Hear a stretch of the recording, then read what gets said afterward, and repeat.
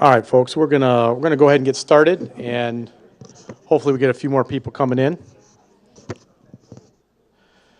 Welcome. I want to appreciate everyone for taking time out of your busy schedule to come to this crime prevention meeting. We've been doing this now for a little bit more than a year. Every 4 months we get together, and I'm gonna go over some important issues concerning the city of Allen Park, crime issues, safety tips, things like that. And tonight's no different. Tonight we have just packed full of information. I never want people to leave thinking, wow, that was kind of boring. All right, so I just pack it in with good information, and tonight's no different. One of the main topics that we'll be speaking on tonight is the drug culture and the drug problems that we have, not only in Allen Park, but our surrounding communities and in Downriver and Michigan, period. We're no different. So we're just going to jump right in. But obviously, when we started this up a year ago, we had some goals. One of the main goals is to improve relationships with the citizens. We saw there was a little disconnect from the police department to the citizens, and it's important that we have a connection there. We do that through communication. This is one way of great communication, having these meetings where you get information that you can go back and use, safety tips and things like that. There are other issues that we have communication-wise is through Facebook. We have a Allen Park Police page. If you're not part of Facebook, it's a great way to get information through our police department. We have very easy, we didn't have a bad winter, but we put on when there's snow emergencies and you need to be off the street, that's put on our website. When there's suspects and people that we've been looking for and crimes that have occurred, we put that on our website, and it's just good information. There's one other one, which is the Allen Park Crime Alerts page, and now that is not run by the police department, that's run by citizens, but it's still an excellent tool to use in communication. There's over 5,000 members in Allen Park associated with that Facebook page, and that too has good information that's disseminated with crimes in the areas and what to look out for, suspects that have been caught on tape, their pictures have been put on, and subsequently we've been able to capture them and arrest them and prosecute them. And that's all because of citizens. So it's a great way, great tool, and that's what we want to use. That's what we want to do, improving communications through social media and through events like this. Other goals that we have is to allow you to understand what are our policies, how do we operate in the police department, and why do we do the things that we do. But it's just important for us to understand what your concerns are and what your fears are as citizens. And if we all are working together, obviously we're making Allen Park a much safer, much happier place to live. When crime is better, when we have a good reputation throughout Downriver, obviously the goal is to get more people to move into our city. And this is a great way to start. So before we even get into the presentation, if some of you don't know me, my name is Wayne Albright. I'm a sergeant with the police department. Been here for 21 years. This is number 22. I can remember the first day that I worked. It's amazing how fast it's gone.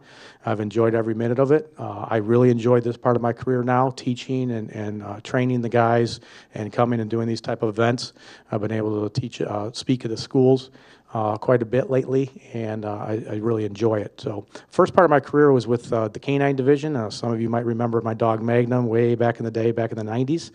And that was a great time. I worked undercover narcotics for 4 years. So I am well aware of the problems that Allen Park has with drugs.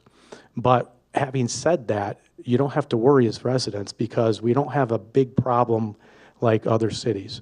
And I always like to tell people, as far as crime, I still believe our city, we're in a bubble. All right? All our surrounding communities around us have higher crime rates. And I believe it's the same way with the drug culture. But we still have a problem. Okay, and you're going to see that tonight, and all that affects us. So, I did work undercover. I'm a firearms instructor. I'm a defensive tactics instructor. I teach the guys on a lot of the things that they use daily. And outside of work, I teach CPL classes, home protection classes, you name it. So I do a lot of teaching, and that's my background. So what we want to do is the first thing is just to come off with a new crime tip for you. This is something that's brand new, sweeping across the country. It's a new type of crime called sliding. It occurs at gas stations. By the way, our Detective Thorburn did a special with Channel 7 about 2 weeks back, and very, very similar. And we did this because this is a problem. It's starting to infiltrate in the Detroit area. And we haven't seen any cases in Allen Park, but that doesn't mean it won't happen. And that doesn't mean that you always fill up with gas in Allen Park either. So you have to be aware. This type of crime happens in gas stations or in parking lots. Your Target, your Meijer, Walmart, Kroger's down the block. And what happens with this type of crime is it happens while you're pumping your gas, while you're not paying attention.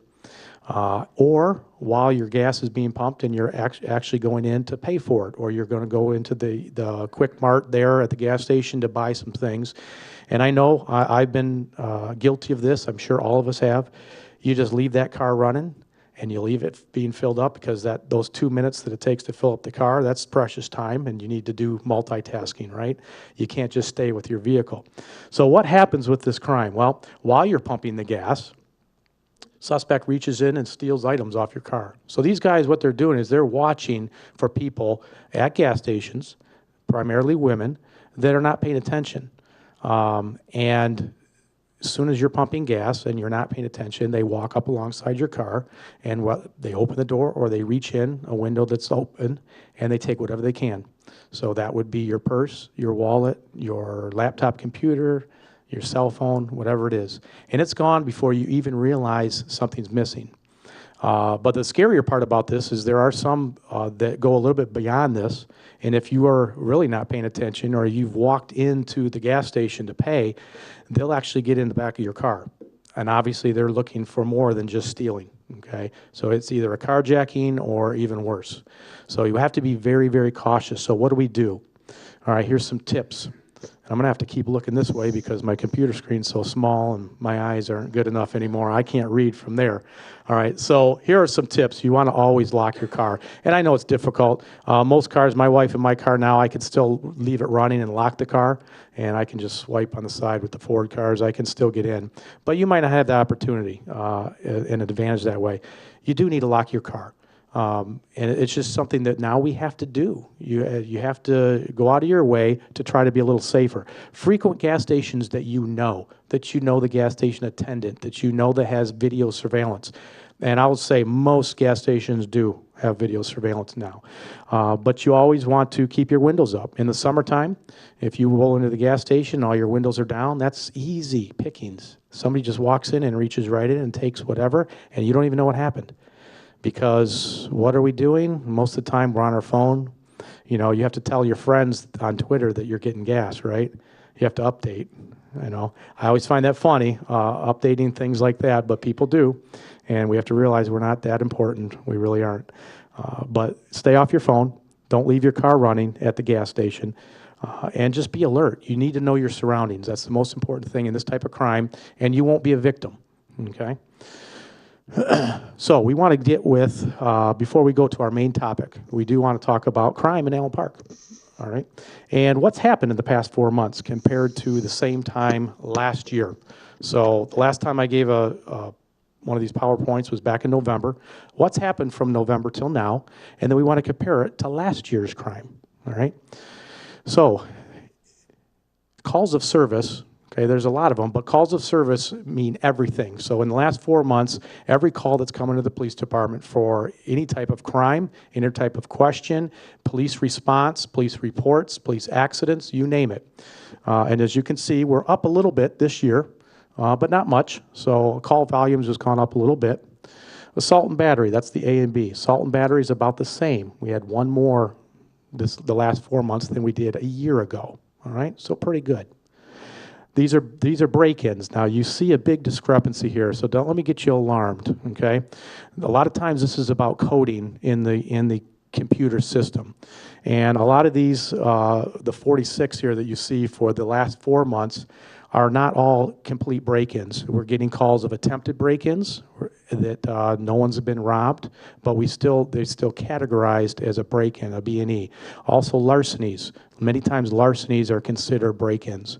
And so it's all dependent on how it's coded. When I looked back and was checking the computer system, that's the kind of what I saw is a little bit of a discrepancy. We don't control that. That's central dispatch, and that's how they put it in the computer system. So don't be alarmed by this. It has gone up a little bit, but really it's nothing to be alarmed about. Disorderly people. So just the drunks that we have to deal with on a regular basis, the people that are arguing out front, the problems that we have, you can see that it's slightly gone up this year, but again, no problems. We have fight calls. We're breaking up a fight at a bar, breaking up a fight in the streets. And again, that's gone down this year, just slightly. So we're right on track. We're not, we don't see a big spike. And that's the point I'm making. We don't see a big spike in crime. We have larcenies, and larcenies can be things that are stolen out of your vehicle, a purse that's stolen from the store, different things like that. Again, that crime has gone down a little bit. And malicious destruction of property, that's the MDP. All right, this is a big one, and I contribute this to the amount of calls, the people that are watching in the neighborhoods now. These are the kids and the teenagers and the young adults that are going out and stealing your Christmas ornaments and slashing tires and breaking side mirrors and damaging property. And this has always been like this. It always will be. We have a new set of kids, a new set of teens every year. And so we can't eliminate this type of crime. But it's nice to know that it's gone down, and I believe it's because we have a number of people now in the city that are watching out. We have more neighborhood watch groups. We have more people getting on Facebook telling others, hey, I saw a group of people on this block, watch out. They were by my car. And that's you. That's the people that are doing that, and that's why this crime has gone down. Retail frauds, and we don't have much retail fraud in town, in our personal businesses here in town. This is pretty much up all on the hill. And we always have this, people ask us, well, how much time do you spend up there? Because we want you in the neighborhoods. We don't spend any time up there. All right, the only time we go up is to actually pick up somebody that's arrested. We understand that our priorities are in the neighborhoods and the residential area, and that's where we spend more of our time. We do go up there on occasion, but most of the time these people are already in custody. These stores have their own retail fraud undercover people that have the person in custody, and our job is just to go pick them up and bring them back here and get them arraigned, get them booked and processed, and then either they bond out or they're taken to Dearborn for processing and for holding. So even this number has gone down slightly this year, down to 69. Stolen cars, about the same. Actually, 2 stolen cars less this year. Something that's just we've always had to deal with. And then this is another interesting one. This is the one where I'm encouraged that number has gone up to 374. And you might think, why? Why? That's because there's more of you getting involved. Suspicious people, suspicious cars, suspicious situations before they were going unchecked, which means ultimately maybe a crime was about to occur. Now we have more people that are reporting these type of suspicious things, which means we're able to thwart those possible break-ins because we're being alerted quicker, and there's more people that are watching out. Our neighbors are watching out for each other. So this is a good thing. I'm encouraged by the fact that this number has gone up over the year. So, and of course, neighborhood watch is an important thing. If you're not part of a neighborhood watch and you want to get some information on it, Sergeant Aaron Feltz of the police department, he's the one that's in charge of it. You can ask me later, we can get you more information on that. Again, just a great tool to bring your community together. All right, so there's one more. There's a new, actually this is not new, but this is the start of what I wanted to talk about tonight. And the reason why this came about quite a few weeks ago was there was a problem in the middle school, all right, where drugs were found. And it was unfortunate. Their kids were disciplined, but the school was very, very proactive in taking care of the issue. And so I thought, what a great way to segue into the next crime prevention meeting. So I checked with I checked with the fire chief, Doug LaFond, because I wanted to find out how many overdoses we actually had in the city of Allen Park over the last 4 months, because I've been on several, and I just work one shift. That number seems pretty staggering, 37 drug overdoses in the last 4 months. Now, not all those people died, okay, but they were very close to death. And the only reason why the number isn't higher is because of our fire department, all right? The high standards, it could have been much worse. The 37 overdoses, and many of those people were brought back to life, and they have a second chance. The number of deaths would have been much higher. But we have a very quick response time in Allen Park, 2.3 minutes for the fire department. All 24 that work over there are licensed paramedics. They're all certified ACLS. That's everybody from the fire chief down. That's very, very impressive. All right, and I'm sure those people, those 37, are pretty happy that we have that type of response and we have a full-time fire department. And I went to talking to Doug LaFond. He said, you know, it's like bringing the ER right to your house with the drugs that they could administer immediately to bring someone back to life. And the drug, the specific drug they're talking about is Narcan. All right, Narcan's used for an overdose where, and I've watched it happen. I've watched somebody just recently that was gray, that looked dead to me, and he was given the Narcan and within 1 minute was brought back, okay? Now that person still has a lot of problems and issues that he'll have to deal with, but at least he lives another day to deal with it. So I do commend our fire department on their rapid response. And understand too, folks, we're very special. Dearborn and Dearborn Heights are the only other departments that are fully staffed like this with full ACLS and licensed paramedics. And I don't really even count Dearborn Heights as a bordering city because they border us on Van Born for about 3 blocks. Okay, so we don't even use Dearborn Heights when we need them to come in and help because their fire department's so far away up in Dearborn Heights. So we don't really use them. So Dearborn's the only one. All right, so in talking about the drugs, and we got a little problem here, hang on.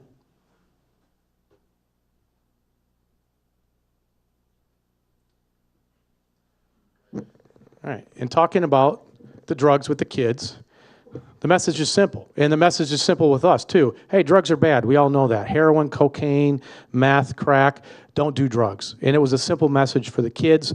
But when we really look deeper, it's a much more complex issue because there are a lot of drugs out there that appear on the surface to be okay. Prescription drugs, they appear on the surface to be okay. Even at the top, cough syrup. Somebody asked me, why you got cough syrup on there? That's not a drug. Well, it sure is if you're using it to be a mixed drink. We're going to talk about what the kids do with cough syrup and 7-Up and Jolly Ranchers. And they make a drink out of it to make it a little less hard to swallow down, but nonetheless, you can get drunk off it. And if kids are doing that, they're well on their way to some serious problems. All right, so we told the kids, and I'll tell you, we do have to talk about the truth, the drugs. Truth is, there's a lot of us that we don't know the dangers that are out there with all the new designer drugs, synthetic drugs, and even some of the drugs that, listen, the marijuana that some people think is just, it's a nice plant out of the ground that has magical healing powers. There's no problems, no side effects. Alcohol, we talk about all the kids do it. What's the big deal? Alcohol is not a drug. Well, we have to talk about the dangers of that, all right, because it is. They all are drugs. And we went over with the kids, well, why did they use drugs? Why do most people use drugs? Not just teenagers, but even adults. It's to fit in with a group, most of the time with the children. Fit in with a group of friends. Peer pressure is bigger now than it ever has been. I told the kids this morning, when I grew up, I couldn't walk more than 2 feet away from the phone because it was attached to the wall. And then I looked at him, I said, did you know there was such a thing as a phone that was actually hooked on a wall? And they all laughed because they don't know anything about that. But my parents knew every word I said. There was no privacy, all right? And there was some safety in that. There's a lot of peer pressure now with the children growing up with the way society has taught them they have to look a certain way, they have to act a certain way. They've got the pressures with their own private phones in their own private room that our parents don't know about. There's there's texting and sexting and the bullying on social media that a lot of parents don't know about. It leads to drug use. A lot of them are doing it just because they're bored or curious about the drugs, and that's teenagers, you know. And if we're not taking an active role as parents and as a society, they're going to go ahead and try it because they don't know any better. A lot of times people do it to help them escape from reality for a while, temporarily make you forget about your problems. All right. The problem is, and I told the kids, when you take drugs, you might escape for a little while. It might help you out for an hour. But when you're down, you come down off that drug, the problem still exists. You still have the original problem that you started with. And now you've just compounded the issue because now you're taking drugs. And you're going to find that kids have a 1 in 6 chance of becoming addicted as an adult if they start at a young age. So we started off talking about drinking. And again, adults, we need to know about this too, because I think there's a lot of people in the community that don't look at alcohol abuse or alcohol use in teenagers as a drug. And I can say this with certainty because I go to parties all the time, breaking them up, especially in the summertime, near graduation time, and I am shocked when I find out that the parents are there and they're the ones that have supplied the alcohol. Because in their minds, they want to keep it in the house. It's better, they're going to do it anyway, and it's better that the kids are there under their supervision. And I would say that's actually the wrong message to take. That alcohol has no place with our teenagers because there's a lot of problems associated with it. Underage drinking. There's anywhere from 5,000 to 8,000 kids in the state of Michigan that try drugs and alcohol for the first time every year. And then in the summertime, near graduation, that increases to 11,000 kids. All right? And we know with alcohol, it causes lots of problems, all right? And all the kids, it was funny, I had them raise their hand. How many personally know of an adult, or you've seen it on TV, an adult that's drunk, that acts like an idiot, that says things that they shouldn't say, that does things that they shouldn't do, and they regret it afterwards, but as an adult that should know better, they still do it. Now imagine a kid, a child, a preteen, their brains are still developing, their bodies are still developing. Alcohol has a much bigger effect on them. And when they start drinking and they make poor choices, that could affect them and their decisions and what they do in the future. Especially when we talk about kids that start drinking at an early age are 6 times more likely to become alcohol dependent. 6 times more likely to be alcohol dependent when they start drinking at the preteen and teenage years. And this is what happens. We got lots of crime in the state of Michigan. 23,000 non-fatal crimes like sexual assault, date rape, robbery, simple assaults. We've got property crimes like burglary and car theft. These are occurring, and most of these are associated with alcohol use with teens. And at the bottom, this one affects Allen Park. Vandalism, destruction of property, disorderly conduct, loitering, and curfew violations. And I can say that with certainty because I deal with them.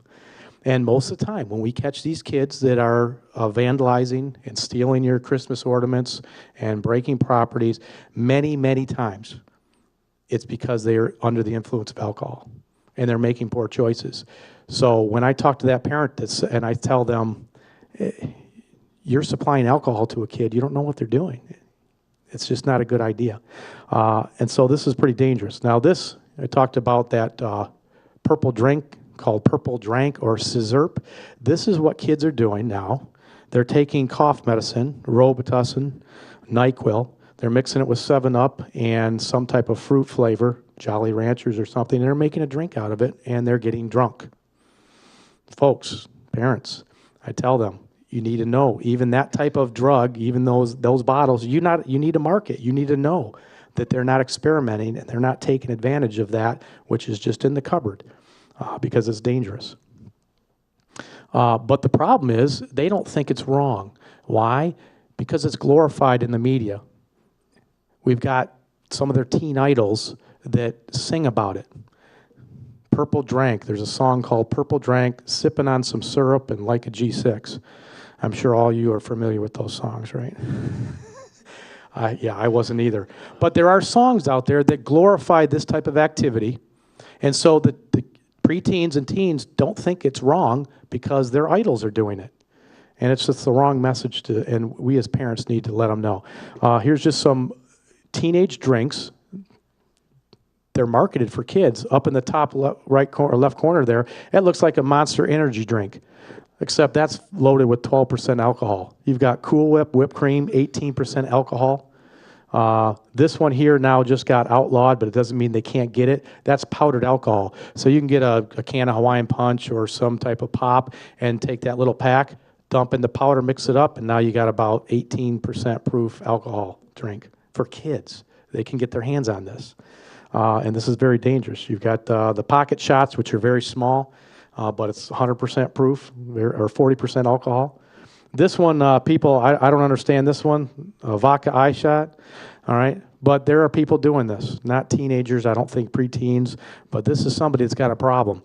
Sticking a bottle of vodka or alcohol right in your eye, tipping it up and letting that alcohol absorb through the eye socket, okay? because it takes very little alcohol. Your breath, you don't have any alcohol in your breath, but you get drunk really bad. Extremely dangerous. And if kids can't be trying this because there's a lot of, I talk to the kids, there's a lot of short and long-term effects. Not only to adults, this is a list for adults and kids. But I asked them, how many of you kids like to, vomit and have diarrhea and upset stomachs and headaches? That's what you get when you start drinking, because you might start taking a little sip. It starts there a little bit, but when you lower your inhibitions and you start making bad choices, you start drinking more. The danger with kids and with teenagers is that their bodies can't handle that, and we've all heard of alcohol poisoning, all right? And they drink enough of it, and they could go into a coma, cardiac arrest, they can die. And it happens. We have statistics on it. Doesn't mean it's happening in Allen Park, but it does happen around the country. And there are kids over and over again that are overdosing and drinking too much and dying. And our kids need to know about that. This is one of the messages that I was telling them about. This next one, and some of you are going to just go gasp and say, what in the world are these kids doing? It's called huffing. I've taken these cartridges up here in the corner. I've taken these out of cars for 20 years. I bet you Larry, because he was an officer, he probably remembers that too. This is nothing new, but this is extremely dangerous. If you have teenagers or your grandparents and you see these on the bedroom floor, under the bed, in the car, this is something you need to take notice of. This is nitrous oxide. And when we go to the dentist and you get nitrous oxide, you're getting about 20% and 80% oxygen, because we all know your brain needs oxygen to survive.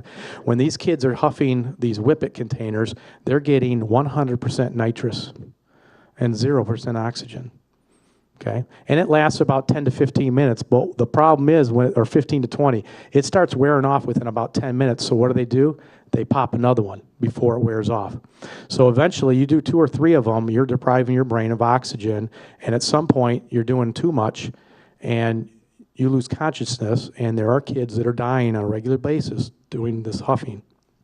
And this happens in Allen Park. Why? Because I've taken them out of cars and off kids for 20 years, so I know it's a problem.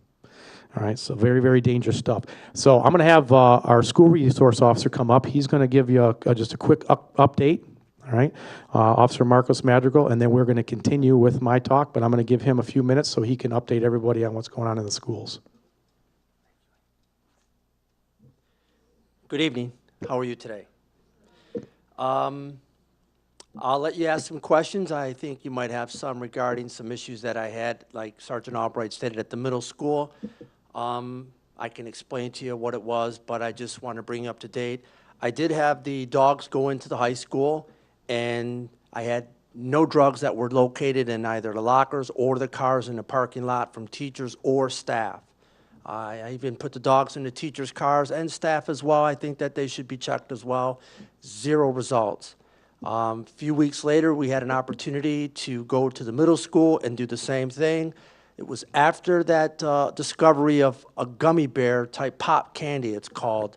A student made it knowledgeable to other students who took advantage of him because he was a special needs student. And once they knew that he had access to it, they kind of manipulated him into bringing it for them. These are a way for these kids to trick this other boy into believing that he would be a part of them, to be friends or associate. He didn't have anybody, so he thought that he would try to join or to be friends, basically. So they took advantage of this boy, and all students were expelled from Allen Park. 1 will no longer return to Allen Park Public Schools. The other 4 won't be back until next year. So it's a hard lesson for them to learn, but a very severe one that they have to pay the price too. I've only had 5 fights, 3 female fights and 2 male fights. 1 recently, as a matter of fact, 2 days ago with females, over boys, of course. Other than that, it's been very good. I've had speeches at the middle school regarding bullying, and Sergeant Albright just completed his drug awareness class as well, which received high reviews. Cabrini School we just completed today. Cabrini High School is now interested in having Sergeant Albright and myself there as well. And At the high school, we recently showed a movie, a documentary that was filmed here in Michigan by Miss Amy Weber, who grew up in Livonia. She was a victim of bully and harassment, and the film is called A Girl Like Her. I don't know if anybody ever heard of that, if their son or daughter that attends the high school had an opportunity to speak with them about it. If you know of a grandchild or anybody, ask them about the movie and how they felt about it, called A Girl Like Her. It was very detailed about a girl who was picked on and bullied and harassed, and she ended up trying to commit suicide, and she went into a coma. And you can Google it, called A Girl Like Her. The school raised approximately $1,800 to have the director come out and answer questions to the class of the 9th and 10th graders and 11th and 12th. We had 7 students had to leave the show because it was just very graphic for them to take, because of family members or themselves tried to commit suicide at one time. Now we're doing a peacekeeping force in the high school to try to relate, to stop fighting, stop bullying. Many of the students signed up to become peacekeepers, which we will now wear badges of honor that we're going to promote peace and not fight, not bullying, not harassment. We're going to try to eradicate that, which we know we can never do, but however, we're going to try a good start to do it, and we're going to try to relay that to the middle school, because that's where it starts, right there as well. In the younger grades, believe it or not, I just had a couple 4th graders that were going at it at the Arnold School, so that's where it starts, believe it or not. They might not know it, but that's where it happens at. Any questions regarding anything that you might have heard or that you want to ask of me at the middle or at the high school? Fantastic. Anything else, just give me a call at the high school. My officers are there, and I'd be glad to return your phone call. Thank you.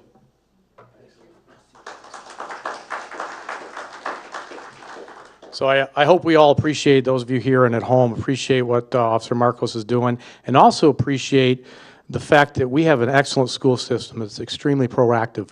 You know, we can never get rid of drugs in the school. We can't get rid of bullying. We can't get rid of alcohol. We can minimize it. We can do it through teaching and being proactive, and that's exactly what we're doing at the school. And it makes our school just a little bit better. You know, in the middle school, I went in and spoke to all 900 kids. The next night, I spoke to about 160 parents. And the kids all signed forms. There was, I don't think all of them did. It was purely voluntarily. But they signed a promise card that they would stay drug-free, that they would keep Allen Park Middle School drug-free, that they would turn in kids that were doing drugs and alcohol and trying to be a bad influence and violating those rules. And those are stuck and pinned up all through the school.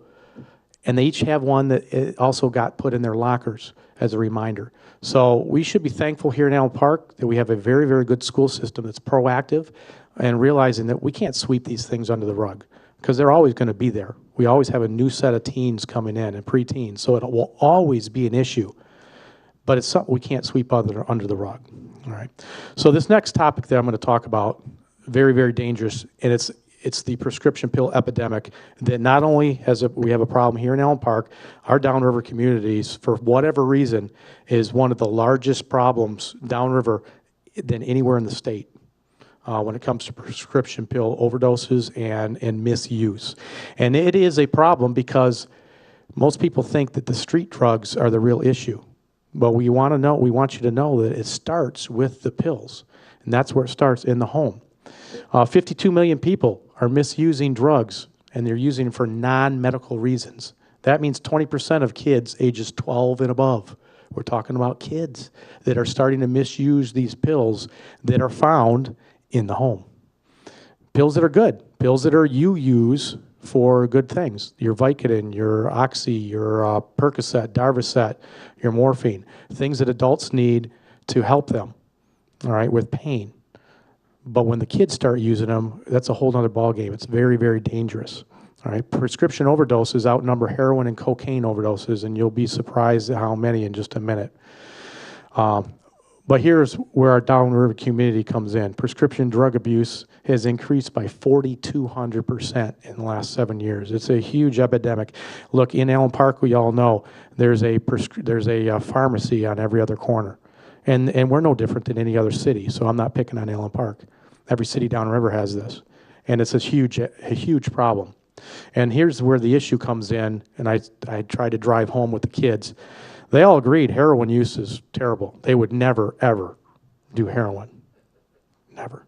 They all raised their hand, and I believed them. Problem is, they will start taking pills, and we know this. And there's a spike in prescription medication that can be directly associated with heroin use and heroin-related deaths. So how is that? Well, when we talk about those type of prescription pills, your opiate-based pills, your Darvocet, Percocet, Oxy, all those pills are opiate-based, but they're very expensive. Once kids start taking them, you take one, okay, you're going to get a little bit of a high. The next time you take two. Within a week or so, those two don't really do as much as you want four to do. So then they take four. And then after a while, those four just aren't doing what they want them to do, so now they take six. Before you know it, these kids are already hooked on prescription painkillers, but they're very expensive. At this point, parents might have found out about it already, and they've cut them off. But these late teens, I'm not saying anybody in our school system is on heroin, but this is where it starts, because heroin is also opiate-based and much cheaper. So now you can see the jump is much easier, and you can justify that jump much easier, because once you're addicted to painkillers, it's not about getting high anymore. It's just about survival. If you don't take them, you're in so much pain, and your stomach is so messed up that you can't really do anything. So you have to take them just to survive. And that's so expensive that now that jump to heroin use is a much more easy jump. And once you get to there, you're addicted to heroin, there's no looking back. You have a very, very rough life, if that life lasts long at all. All right, so hooked. There's a lot of kids, a lot of teenagers, a lot of young adults, and a lot of middle-aged people hooked on pills around here. And it's dangerous. 106,000 deaths are associated to overdoses on prescription pills versus only 10,000 deaths for heroin and cocaine. Now, that's still a lot of deaths in the country, 10,000 people dying every year, and heroin and cocaine is an awful thing. But when you take it into perspective, 106,000 deaths, and we know a lot of, you look in the media, and you can see some of the, some of our entertainers over the last couple of years. You can have a list of people that have overdosed and died on prescription pills, and you think they've got the world by, they've got everything they need. Why would they be taking pills? Because they're addicted. They don't have a choice. All right, and they didn't get the help they needed. So what do we do with our teens? What do we do with our young adults? First of all, we have to recognize that prescription medication is just as dangerous and deadly as heroin and cocaine, and treat it that way. We need to lock up our medication, parents, and limit the temptation of our children, because our children, just by their very nature, are curious, and they're going to try things. So let's limit that for them and lock that stuff up. Get rid of unused medication, expired medication. Don't just leave it in the cupboard. Don't leave it there. And definitely don't drop it down the drain. All right, we don't want to contaminate the water system. That will happen.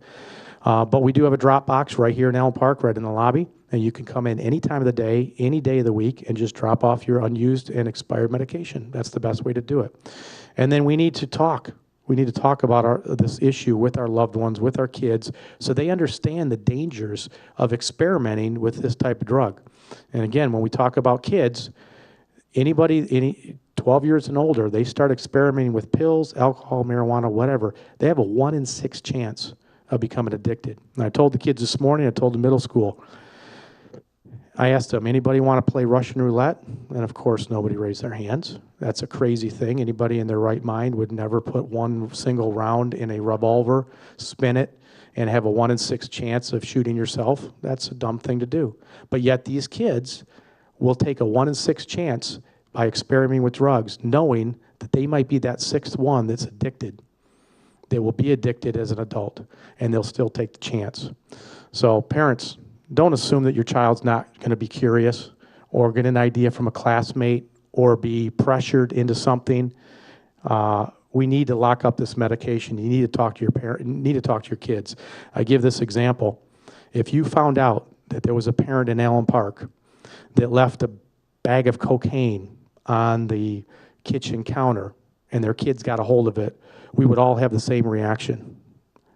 Put those parents in jail. okay? But we just now realize that prescription medication is just as dangerous, and yet we have them lined up on the counters, lined up in the medicine cabinet for our kids to just grab and take. And we don't know if they're doing it or not, because we know kids will experiment. So we need to go the extra mile, and we need to lock up that medication and to avoid that temptation from our kids. Now, we talked about the kids, we talked about gateway drugs. Now, alcohol we know is a gateway drug because once you start drinking, you're going to start doing some other things. Cigarettes, a long time was a gateway drug, but I would like to put pills in that category. So I want to talk about marijuana. All right. A lot of people have this notion that marijuana, and I'll probably get some flack for this, we're not talking about medical marijuana. I believe there is a purpose for people that need medical marijuana. But the people I come in contact most of the time, they don't need it. A 20-year-old doesn't have knee problems. A 20-year-old doesn't have chronic back problems, but they get the cards anyway so they can just smoke marijuana freely. And so the theory that marijuana is just it's a plant that grows out of the ground, it's a miracle drug that has zero side effects and no one ever gets hurt on it is false. And I want to tell you, yes, it has good properties to it because it helps people that need that for pain. But there's a lot of side effects, especially when it comes to our teens. And I think the best way to do this is to give you some lessons that were learned by the legalization of marijuana in Colorado. What can we expect here in Michigan, because it might be put on the ballot? What can we expect in Michigan, and what can we expect here in Allen Park if marijuana gets legalized? Because these are some of the things that happened in Colorado, and it's been legalized since 2012. Well, first of all, there are shops everywhere in Colorado. Medical marijuana centers, 497 licensed centers. Of that 497, there's 369 that are just retail stores. Stores that, you know, every corner, you want to go get marijuana, you just walk into a store like it's Rite Aid, and you can come out with marijuana. All right. And you could see cultivation centers that are growing the marijuana. Quite a few of those, almost 748 in the state. And then the edible businesses, and we're going to talk about what you can buy food-wise that are laced with THC and laced with marijuana. This is the one that kind of grips me when I saw this. You know, we have McDonald's and Starbucks. You know, you can go within 2 miles or a couple minutes and get to a McDonald's and a Starbucks anywhere. So in the state of Colorado, there are 632 combined Starbucks and McDonald's. But now there's almost 200 more marijuana dispensaries, which means every time you see McDonald's, you're going to see a marijuana store. And they're not just medical stores, okay? They're recreational dispensaries all over the place. You can take Denver and replace the Denver with Detroit, okay? 198 medical dispensaries, 126 recreational marijuana dispensaries. Do we want that here in Allen Park? I mean, that's gonna filter in throughout the state, and we have to be careful about this, all right? This can get out of hand because there's a lot of problems. So why is marijuana so popular now? Why is there such a push? Real quick, let you know there's 2 different ingredients in marijuana, THC and CBD. The CBD drug is the drug that's used for people. It's the compound in marijuana that helps people that need it for medical purposes. That gives you that pain relief. But you notice that CBD drug at the bottom, that hasn't changed since like the 60s. What has changed? What's changed is the THC levels. The THC level is the psychoactive ingredient in marijuana. That's what gets you high. That's what makes you have the munchies. That's what makes you laugh and goofy and not a care in the world. And all your problems that you had before you smoked, they kind of go away for a while. And you notice that's what spiked, okay? That's spiked since in 2011, it was up near 12%. In Colorado, since it became legal, that has spiked now in 2014. The THC content in marijuana is up to 28%. Now, understand, folks, back in 1980, when I grew up, it was 1.5. So when you talk about smoking a marijuana joint back in the 80s, it had a THC kind of 1.5. Now kids are getting it, and it's got 28%. It's much more addictive. It's much more powerful. And why? Because the higher the content, the more addictive it is, the better the high, the more customers you're going to have coming back. This is all about big business. It's about money. And the drug cartels and the big businesses that are selling this under the disguise of medical purposes, they don't care about your kids. Okay, all they care about is profit. And the more flavors that they give you, the more edibles that you have, the higher the content, the more people are addicted, the more money they make. That's the bottom line. And this is what's happening in Colorado right now. All right, so is it just a harmless plant? That's what people want you to believe. That's what we like to think about marijuana. Yes, in this type of setting, it is just a marijuana plant. But I would say that it's more like this, a chemically altered, high THC content type of marijuana that's grown specifically to entice teenagers and young adults to buy more and to smoke more because there's more flavors out there. And when you start doing drugs, folks, all these type of drugs, including marijuana, is a gateway drug. When you start chasing that high, you want a different high the next time. When that high doesn't work, you want a better high. Okay, and that's the ugly truth about drugs. You never ever are satisfied, and that's how you will always continue to try to do something else and do more dangerous things because you want a better high. So what happened in Colorado since legalizing marijuana? Can we expect this in Michigan? Probably. Impaired driving went up, increased accidents. 77% of the accidents were as a result of impaired driving due to marijuana. So OUIDs, which is operating a vehicle while under the influence of drugs, same charge as drunk driving, 77% increase in Colorado. Okay, that has a big impact on a lot of things. ER and ER hospital-related admissions doubled. Calls to poison control up 70% in Colorado, 400% increase in infused edible exposures, and I'll explain that in a minute. Alcohol consumption was up in Colorado, okay? And we have 318% increase in arrests and citations. And that's not because the police are going out looking for trouble. It's legal. Remember, it's legal there. But that's because it's so available. People think nothing wrong with walking out of the store and lighting up a big joint and smoking it right on the street, which is illegal. Or smoking and then getting in your car because they don't think it's the same thing as drunk driving. Yeah, everybody knows don't drink and drive. But now in Colorado, everybody's smoking weed and then get in your car and you just go do whatever you want to do. Okay, and so there's a huge increase, a big burden on the police department too. And 167% increase in explosions involving THC extraction labs. So I'm going to explain why that is. That's a very dangerous thing. One thing we do not want in Allen Park is an extraction lab because they're dangerous, and I'll explain that in just a minute. What does this do to affect our children? Because I think this is important to understand. In Colorado, this is what happened, and it's going to happen here. We already know that 1 in 6 kids that start experimenting with drugs can become addicted. All right, just because they have a bigger chance of developing addictions because their brains are developing now. 34% increase in school suspensions in Colorado because of fighting, drug violations, truancy. We could expect a problem here. It's available. All these kids are smoking it. All right, marijuana use is up 6.6% in Colorado, higher than anywhere else in the nation, because it's just available and they can get it and they don't think anything wrong with it. With our children, there's short-term memory loss that's associated with the use of marijuana, 8-point decrease in their IQ, which results in lower grades. I talked to the kids about how difficult it is now growing up and becoming a good member of society, getting a good job. Businesses only take top people. They don't take someone that's got a C average. They take the ones that have A averages. All right? You get lower grades in junior high and in high school and in college because you want to party. Good luck for the rest of your life trying to find a good job because it's going to be more difficult. And that's what we talked to the kids about. So ages 12 to 17 in Colorado, the national usage is 7.15. In Colorado, over 11%. Again, we're talking about, is this going to happen in Michigan? It very well could, which means the amount of kids that will be smoking marijuana is going to go up if it becomes legalized here in Michigan. It's going to cause all kinds of problems. So it's not just a harmless plant. All right, there are edibles, and we talked about. I want to talk about those for a minute.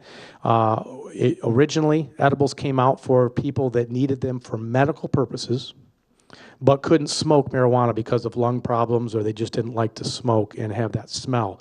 So they they discovered that they can extract all the oils out of the edibles, all right, out of the marijuana, and so they create this.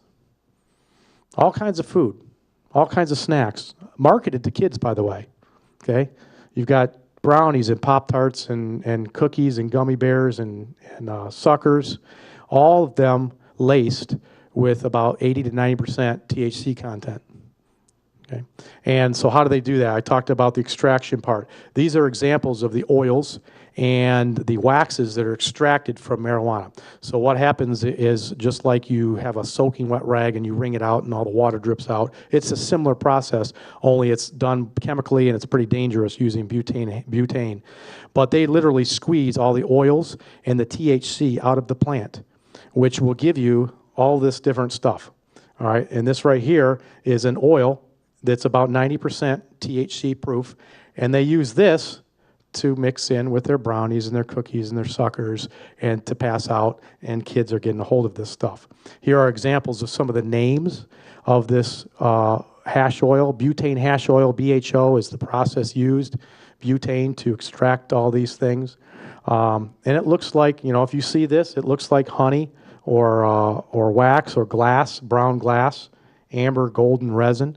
If you see that your kid's got some pretty potent stuff. Now, this is dangerous. All right, so what are the dangers? Why is it so dangerous to have these edibles? Well, I explained to the kids, I'll explain to you, when you smoke a marijuana joint nowadays, that gets into your system pretty quickly, all right, just like a cigarette, at 28% THC. What happens, though, when you're eating an edible, first of all, it's about 80 to 90% proof. That's not being digested right away. So it gets into your system, and these kids will eat a brownie and nothing happens. So they eat another one, nothing happens. Then they eat a third, maybe even a fourth. By that time, your body starts breaking down the contents in your stomach, and it's getting into your bloodstream. Problem is, by then, they've had an overdose at 90% of THC. All right, and so all these kids are actually overdosing and going to the hospital. Now, nobody's dying. I want to make it clear, I told the kids today, nobody's dying by smoking marijuana, but you can get violently sick by overdosing on THC. Butane is extremely flammable, and that's the process that's used to extract it. Right now, our fire department has been asked by the Michigan State Police drug unit to track any explosions or fires in buildings, to make sure that they are not related to butane explosions. Because in Colorado, that has gone up, their fire department's busy all the time. These buildings, you hear of meth labs that blow up. In meth labs, the extraction process is very dangerous. This is the same thing, extremely dangerous. We don't want an extraction lab in Allen Park. Very, very dangerous. So because of this danger, overdosing on THC, overdosing on marijuana, the number of hospital visits and emergency room visits in Colorado has spiked to over 18,000 a year. And most of this is among teenagers and young adults that are overdosing on marijuana, and they're freaking out. And there's lots of problems with that. This is a sad one, too, and I put this in here just because it needs to be known. Children ages 0 to 5 are being exposed to marijuana. You're in a house where somebody's smoking marijuana, that child at that young age with that brain being developed is being exposed to marijuana smoke and THC. And kids, the national average is around almost 6%. But in Colorado, going on 18% of kids are being exposed to marijuana at ages 0 to 5. Why? Because everybody there thinks it's great and there's no problems and you can get it on every corner and smoke it. And so these kids are being subjected to it at a very, very young age. It takes 2 years to get THC out of your brain. 2 years of non-usage of marijuana to get that out of your brain. So make no mistake, folks, it is a very dangerous drug. It's not harmless. Yes, it's used for medical purposes. I'm not going to deny that. But I'm here to talk about the kids and the people that aren't needing it for medical marijuana purposes. There are definitely side effects, and we need to try to avoid these things at all costs and educate. Now, among marijuana, the thing that scares me even more, especially with our kids, is synthetic drugs. The stuff that's out here nowadays, I don't know how or who came up with this stuff, but we know kids will experiment with whatever they think might get them high. And this stuff is extremely dangerous. Up here, spice and K2 It mimics the marijuana high that you get, only it's a synthetic drug. And this is legal, by the way. You can purchase this stuff.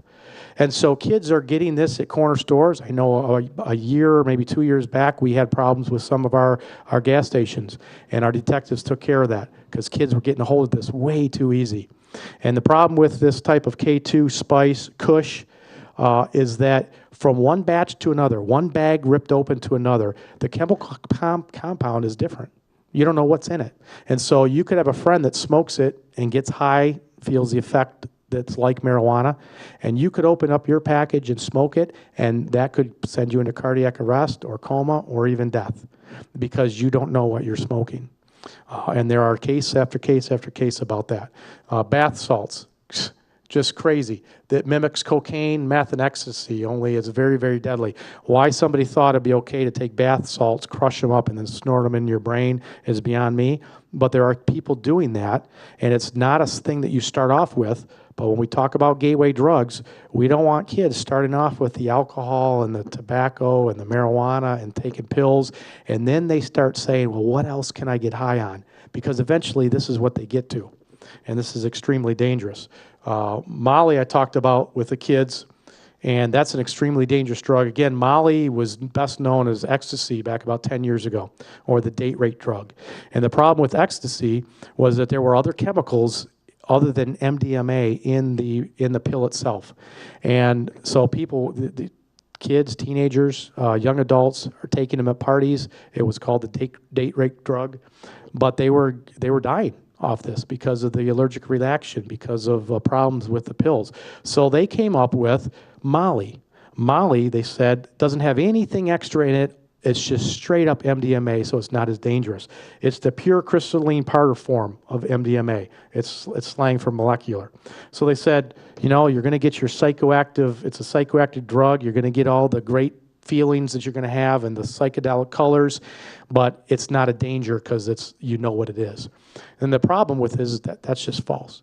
All right, what happens with Molly or ecstasy is it does raise your internal core temperature to a point where it's so dangerous that you could die. So I told the kids, anybody have a fever of 104, 105 before? When you get to that point as a teenager, young adult, even our age, it's dangerous, all right? And what happens when you take this Molly drug is that it raises your internal core temperature to that point. But they're at a party, they're dancing, they don't feel like they're doing anything wrong. And literally they're cooking their brain. And before they know it, they're going into a cardiac arrest, they're going into a coma, and they're dying. And I had some pictures to show the kids of that fact. And it doesn't have to be an addiction. All right, it could be the very first time that they ever take the drug. And that's when I talk to the kids about playing Russian roulette. All these things, especially synthetics, you're playing Russian roulette with your life because you absolutely do not know. It could be the very first time you ever try something, and it could be your last. It's taken this way. It's taken orally through pill form. Usually, if you see anything that has a stamp on it, a colored pill with a stamp on it, be very, very careful, cautious. You need to talk to somebody about it. That very well could be ecstasy or Molly or any other type of drug. A lot of times the drug dealers will stamp their own signature on the drugs itself, just so they can track their own drug.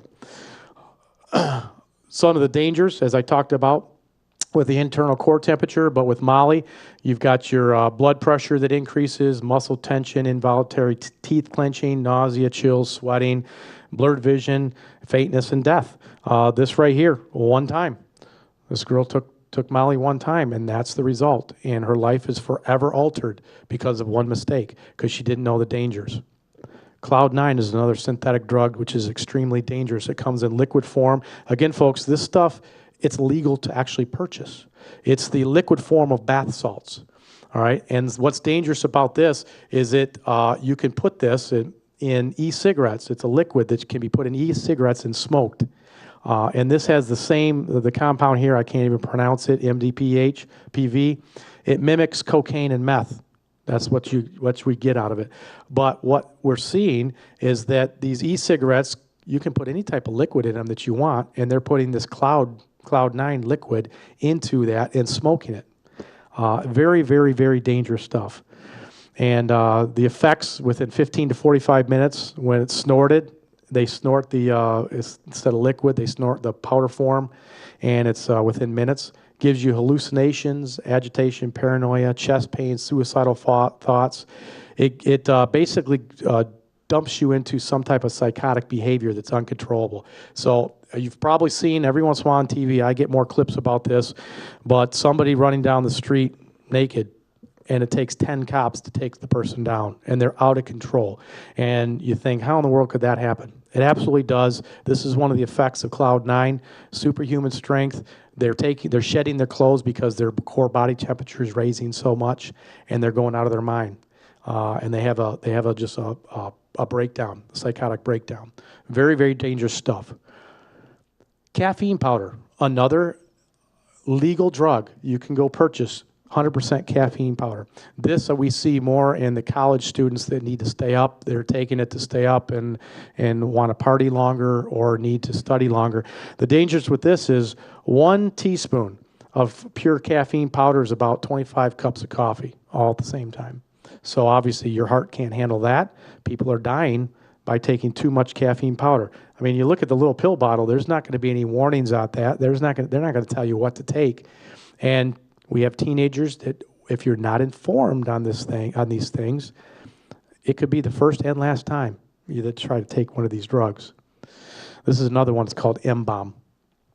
And none of our kids in Elm Park are seeing this stuff, but eventually they will if they get into the drug scene too much. M-bomb mimics what we saw back in the day, LSD or the LSD blotters.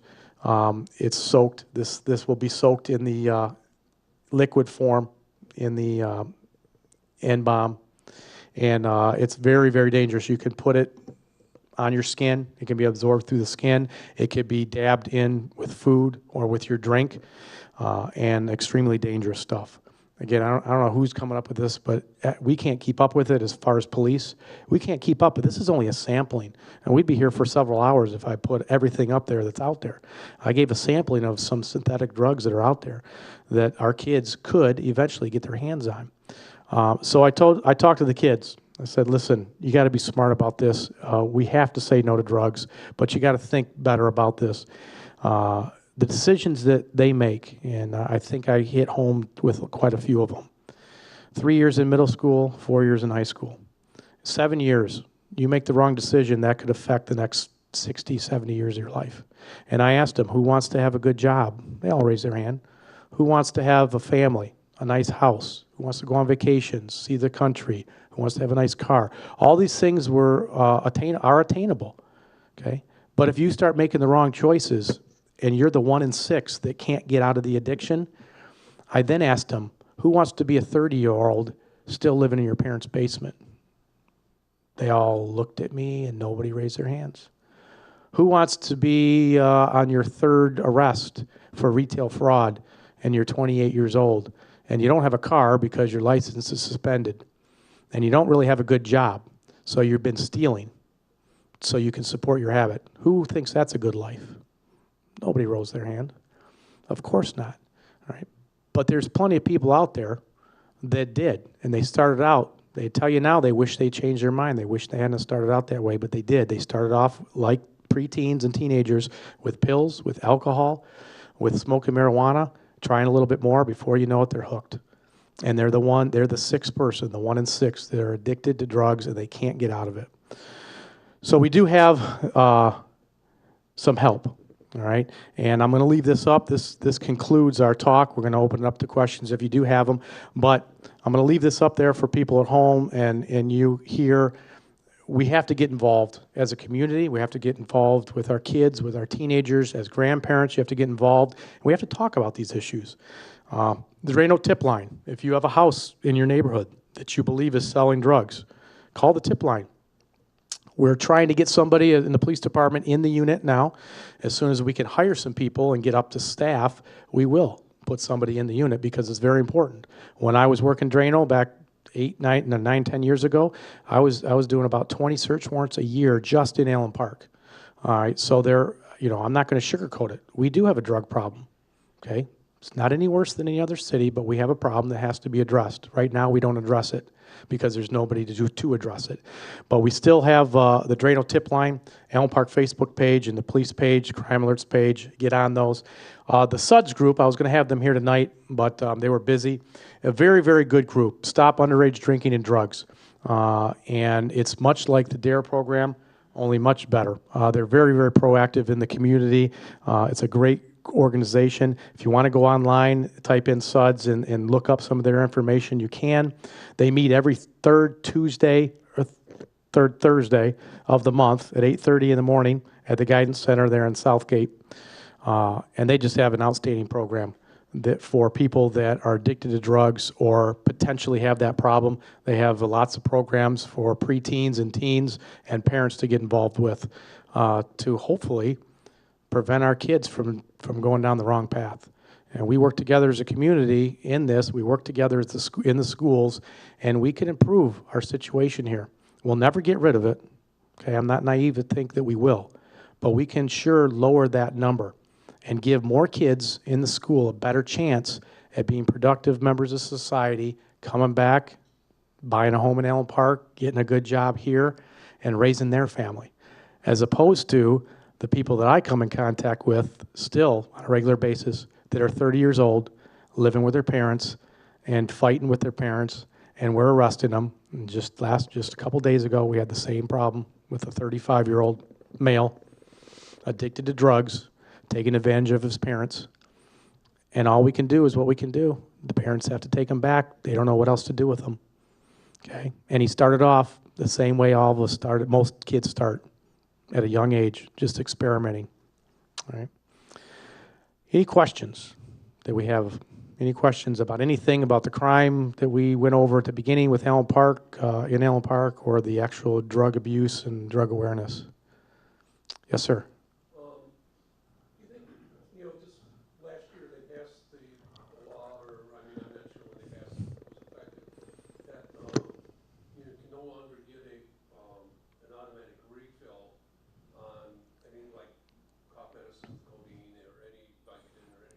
Yes. Do you think that's an effect?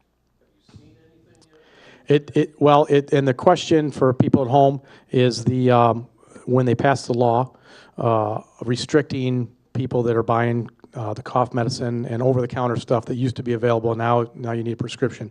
That has curtailed things. It has helped. We saw this with a lot of the cold medicine tablets that had the ephedrine and the pseudoephedrine in it. That was one of the ingredients that you make methamphetamines out of. And so when they realized that over-the-counter medication was being abused, they then made it a prescription and behind the counter. So it has helped a little bit. But when you think about it, I mean, I have in my own medicine cabinet, there's two different bottles. I have Robitussin and I have NyQuil. And to understand now that kids can just grab that and chug it down, or chug it down with some 7-Up and something else just because they want to try to get drunk. That's my responsibility now, because I have a preteen, to mark that bottle or to lock it up so I know when it's being used. Yes?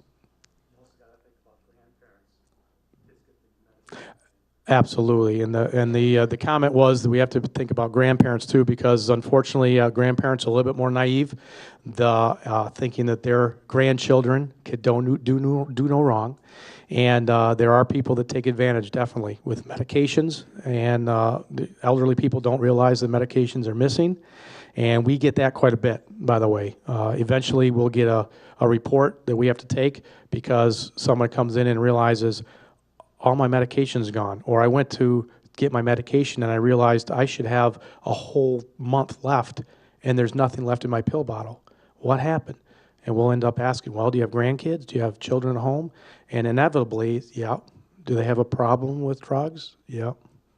And that's where they're going. Yes, Mayor.